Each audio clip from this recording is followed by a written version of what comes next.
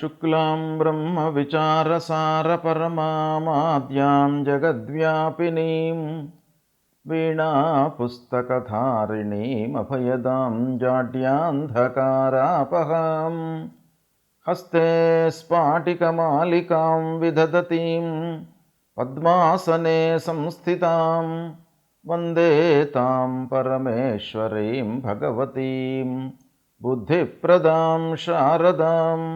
శ్రీ మహాగణాధిపతయే నమః. శ్రీ మహాసరస్వత్యై నమః. శ్రీ గురుభ్యో నమః. వృశ్చిక రాశి వారికి 2026వ సంవత్సరంలో సంవత్సర గోచార ఫలితాలు ఎలా ఉన్నాయో తెలుసుకుందాం. అయితే ఈ 2026వ సంవత్సరంలో ముఖ్యమైనటువంటి గ్రహాలు గురు, శని, రాహువు, కేతువు, ఈ గ్రహాల యొక్క స్థితి ఎలా ఉంది అనే విషయాన్ని మనం చూసినట్టయితే 1 జూన్ 2026 వరకు మిథున రాశిలో సంచరిస్తున్నాడు. తదనంతరం కర్కాటక రాశిలోకి ప్రవేశిస్తున్నాడు. 31 అక్టోబర్ 2026 వరకు కర్కాటక రాశిలో ఉంటున్నాడు. తదనంతరం సింహరాశిలోకి ప్రవేశిస్తున్నాడు. సింహరాశిలో 24 జనవరి 2027 వరకు సింహరాశిలో ఉంటున్నాడు. ఈ విధంగా గురువు 3 రాశులలో సంచరిస్తున్నాడు. అంటే రాశిత్రయ సంచారం చేస్తున్నాడు బృహస్పతి ఈ సంవత్సరం. ఇక శనేశ్వరుడు మీనరాశిలో సంచరిస్తున్నాడు. రాహువు 5 డిసెంబర్ 2026 వరకు కుంభరాశిలో సంచరిస్తూ తదనంతరం మకర రాశిలోకి ప్రవేశిస్తున్నాడు. కేతువు 5 డిసెంబర్ 2026 వరకు సింహరాశిలో సంచరిస్తున్నాడు. తదనంతరం కర్కాటక రాశిలోకి ప్రవేశిస్తున్నాడు. ఈ విధంగా ఈ 4 గ్రహాల యొక్క స్థితి ఉంది. ఈ 4 ప్రధానమైనటువంటి గ్రహాలు కనుక ఈ గ్రహాలు వృశ్చిక రాశి వారికి ఏ స్థానాలలో ఉన్నాయి అనే విషయం పైన ఫలితం ఆధారపడి ఉంటుంది కనుక ఒక్కమారు ఈ స్థానాలను మనం చూసినట్టయితే గురువు ప్రథమంగా అష్టమ స్థానంలో ఉన్నాడు. తదనంతరం భాగ్యస్థానంలోకి ప్రవేశిస్తున్నాడు. ఇది చాలా అనుకూలమైనటువంటి స్థితి. తదనంతరం దశమ స్థానంలోకి వెళ్తున్నాడు. అంటే ప్రారంభంలో జూన్ 1వ తారీఖు వరకు అష్టమ స్థానం ప్రతికూలం, తదనంతరం అనుకూలంగా ఉన్నాడు గురువు. శని పంచమ స్థానంలో ప్రతికూలంగా ఉన్నాడు.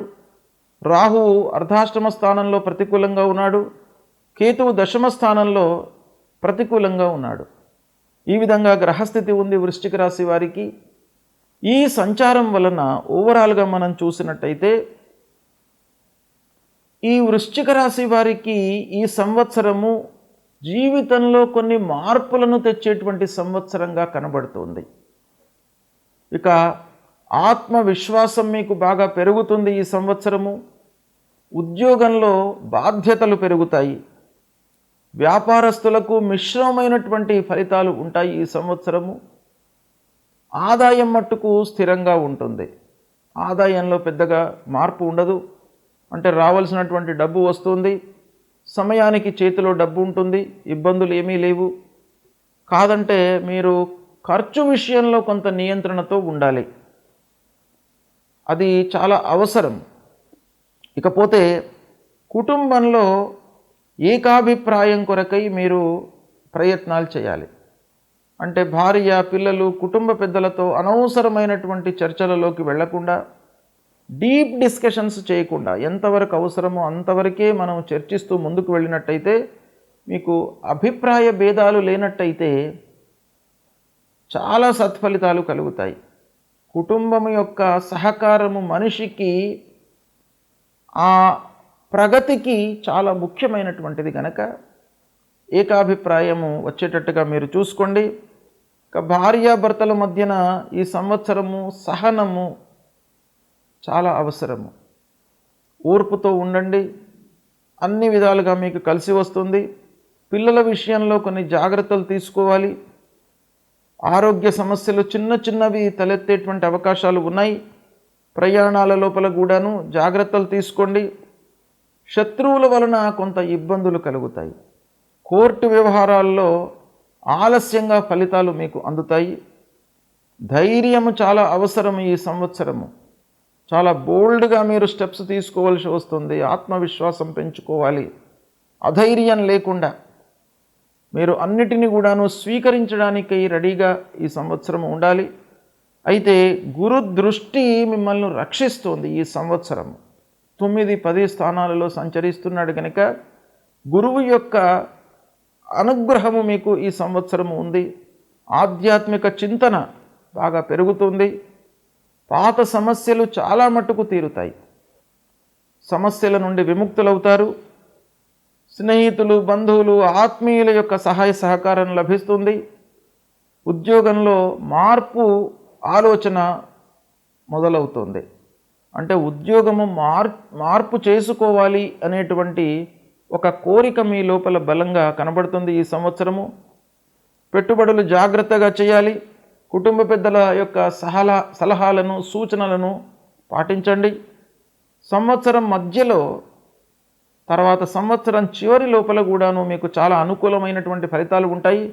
సంవత్సరం ప్రారంభంలో కొంత ఇబ్బందులు ఉన్నాయి. వాటిని మీరు ధైర్యంతో ఎదుర్కోవడానికి ప్రయత్నాలు చేస్తుండాలి. మధ్యలో చివరి లోపల మీకు చాలా అనుకూలమైనటువంటి ఫలితాలు ఉన్నాయి ఈ సంవత్సరము. ఇకపోతే ఈ సంవత్సరము ముఖ్యంగా ఏ గ్రహాలు ప్రతికూలంగా ఉన్నాయి ఈ వృశ్చిక రాశి వారికి అనే విషయాన్ని మనం చూసినట్టయితే, గురువు ప్రారంభంలో అష్టమ స్థానంలో ఉన్నాడు. అష్టమ స్థానంలో ఉన్నప్పుడు అనుకోనివి జరిగేటువంటి అవకాశాలు ఉంటాయి. అకస్మాత్తుగా కొన్ని జరుగుతుంటాయి. పనుల లోపల ఆలస్యాన్ని క్రియేట్ చేస్తాడు. వీటిని అధిగమించడానికి మీరు గురు భగవానుడికి సంబంధించినటువంటి మూలమంత్రాన్ని ప్రతినిత్యం కూడాను చదవండి. దేవానాంచ ఋషీణాంచ గురుంకాంచన సన్నిభం వందనీయం త్రిలోకానాం తం నమామి బృహస్పతిం అనేటువంటి మూలమంత్రాన్ని ప్రతినిత్యం కూడాను చదవండి. దక్షిణామూర్తి స్తోత్ర పారాయణం చేయండి. దత్తాత్రేయ స్వామి దేవాలయానికి వెళ్ళండి. తల్లిదండ్రులను పూజించండి. గురువులను సేవించండి. ఇవి చేసినట్టయితే తప్పకుండా ఈ గురువు మూలకంగా మీకు అష్టమ స్థానంలో కలిగేటువంటి దుష్ప్రభావము నుండి మీరు విముక్తులవుతారు. ఇక శని, రాహువు, కేతువులు కూడాను ప్రతికూలంగా ఉన్నారు.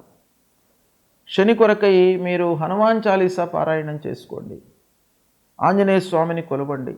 హనుమత్ దర్శనం మూలకంగా మీ లోపల ఒక ఆత్మవిశ్వాసం పెరుగుతుంది. భయము, ఆందోళన ఇవన్నీ కూడాను లేకుండా ఉంటాయి. కాబట్టి హనుమత్ దర్శన చేసుకోండి. ఇక రాహు, కేతువుల ప్రీత్యర్థమై అమ్మవారి దేవాలయానికి వెళ్ళండి. అమ్మవారిని కొలవండి. గణపతిని స్మరించండి. సంకటహర నాశ స్తోత్రము ఉంటుంది. అన్ని సంకటాలను హరించేటటువంటి ఒక మంత్రము ఆ గణపతికి సంబంధించినటువంటి స్తోత్రం. అది మీరు ప్రతినిత్యం కూడాను పారాయణం చేసుకోండి. తద్వారా మీకు అన్నీ కూడాను శుభ ఫలితాలు కలుగుతాయి. ఈ 2026వ సంవత్సరంలో ముఖ్యంగా గురువు 3 రాశులలో సంచరిస్తున్నాడు. అంటే వ్యక్తిగతంగా మనం ఆలోచించినట్టయితే రాశిత్రయ సంచారము కొంత అనుకూలతను ఇస్తుంది. అయినప్పటికీ రాశిత్రయ సంచారం మూలకంగా కొన్ని ఇబ్బందులు కూడాను ఒక పక్కన ఉంటాయి.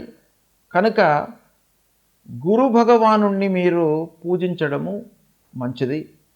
అంటే గురు భగవానుడు అనంటే సద్గురువులను సేవించండి. ఈ సంవత్సరము ధార్మిక ప్రచారం లోపల ఎవరైతే వాళ్ళ జీవితాన్ని మొత్తం కూడాను సమాజానికి, సంఘానికి, మనుష్యులకు అర్పణ చేస్తారో అలాంటి వాళ్లను మీరు సేవించడం మూలకంగా మీకు సత్ఫలితాలు కలుగుతాయి.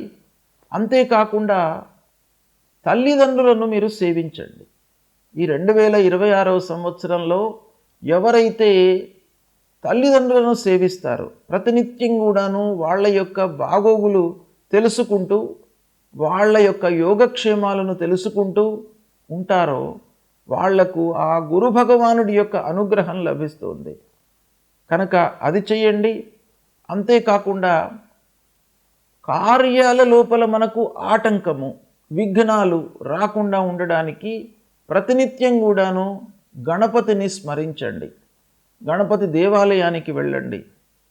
ఆ గణపతి మూలకంగా మీరు చేసేటువంటి పనుల లోపల ఆకస్మికమైనటువంటి ఆటంకాలు లేకుండా ఉంటాయి. కాబట్టి ఆ గణపతి యొక్క అనుగ్రహం మీకు బాగా కావాలి. ఇక మీరు ఉన్నటువంటి స్థితిని అలాగే ఉంచడానికి ఆ విష్ణువు యొక్క అనుకూలత, అనుగ్రహము మీకు కావాలి. కాబట్టి విష్ణు సహస్రనామ పారాయణం చేయండి. శ్రీమన్నారాయణుణ్ణి మీరు కొలవండి ప్రతినిత్యం కూడాను. తప్పకుండా మీకు ఒక మంచి స్థితిని ఇస్తాడు ఈ సంవత్సరం మొత్తం కూడాను. అదేవిధంగా ఐశ్వర్య ప్రదాత అయినటువంటి ఆ శివుణ్ణి కూడాను మీరు అర్చించండి. ఈ సంవత్సరం మొత్తం కూడాను మీకు అందుబాటులో ఉన్నటువంటి దేవాలయానికి వెళ్ళండి. అక్కడ శివుడికి అభిషేకం చేయడము, బిల్వార్చన చేయడము, పంచామృతములతో అభిషేకం చేయడం మూలకంగా ఆ శివుని యొక్క అనుగ్రహంతో మీకు ఐశ్వర్యము కలుగుతుంది. ఐశ్వర్యం అంటే సంతానం లేనటువంటి వాళ్లకు సంతానాన్ని ఇస్తాడు. ఏదైతే మీరు అభీష్ట కార్యసిద్ధి మీ మనసులో ఏదైతే పెట్టుకుని ఆ భగవంతుడి దేవాలయానికి వెళ్ళి భగవంతుణ్ణి కొలుస్తారో ఆ కోరికలను తీరుస్తాడు. కాబట్టి ఇవన్నీ కూడాను మీరు చెయ్యండి.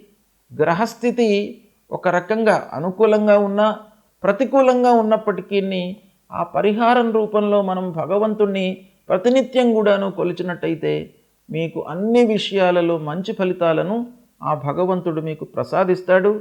మీరు భగవంతుణ్ణి నమ్మండి, దేవాలయానికి వెళ్ళండి, దేవుణ్ణి కొలవండి. తప్పకుండా మీకు మంచి ఫలితాలు ఈ 2026వ సంవత్సరంలో కలుగుతాయి.